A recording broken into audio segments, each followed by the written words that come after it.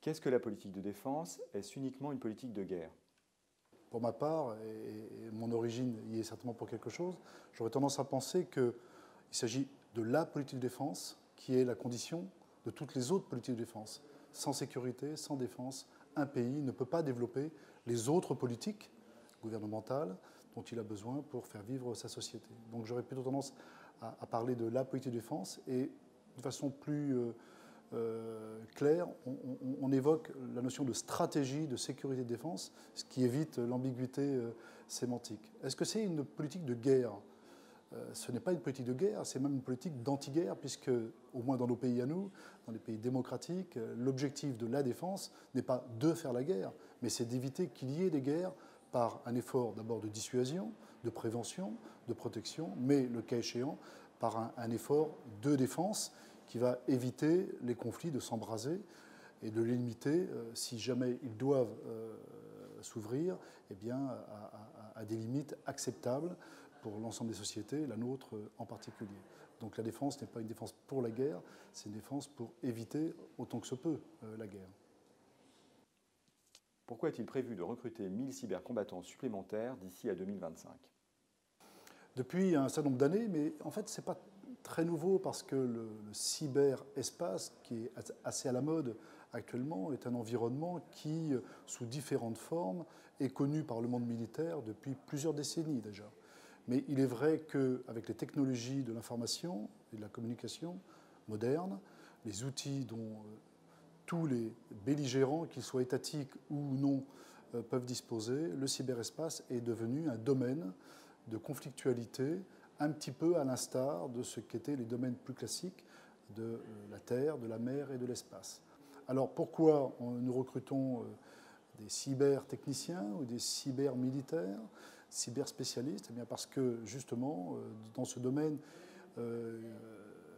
particulier du cyberespace, où nous essayons de gérer une forme de cyber-insécurité, eh bien nous avons besoin d'avoir des spécialistes, des experts, des ingénieurs, des opérationnels capables de comprendre le domaine, de le maîtriser et, le cas échéant, d'agir, bien entendu, comme on le ferait dans n'importe quel autre domaine.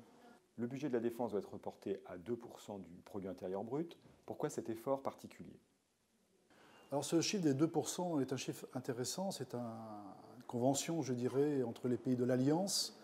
Mais il faut être extrêmement prudent lorsqu'on parle de ces 2%, parce que tout dépend bien sûr de ce qu'on compte dans cet effort de défense, effort financier de défense.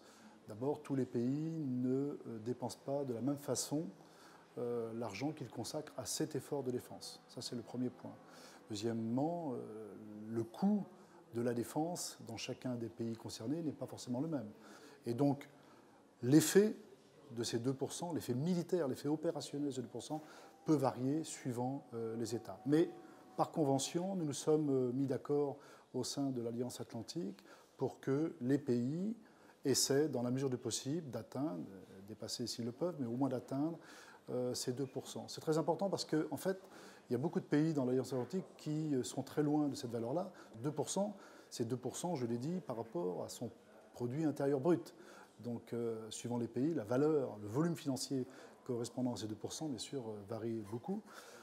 Aujourd'hui, les 3 pays européens je mets les États-Unis un petit peu à part, 3 pays européens qui ont un effort de défense, on va dire, comparable, avec des coûts de défense en volume à peu près comparables également, le Royaume-Uni, l'Allemagne et la France, eh bien, tentent de rejoindre de façon uniforme ces 2%, avec aujourd'hui des écarts qui peuvent être assez importants en la matière. La France, je vous l'ai dit, n'est pas très éloignée de ces 2%. La France est un pays qui, avec ses 1,8% à peu près actuellement, eh bien, entretient non seulement une armée conventionnelle, comme c'est le cas en Allemagne, mais entretient aussi une force de dissuasion pour des valeurs en termes d'euros, en volume d'euros, qui sont à peu près identiques.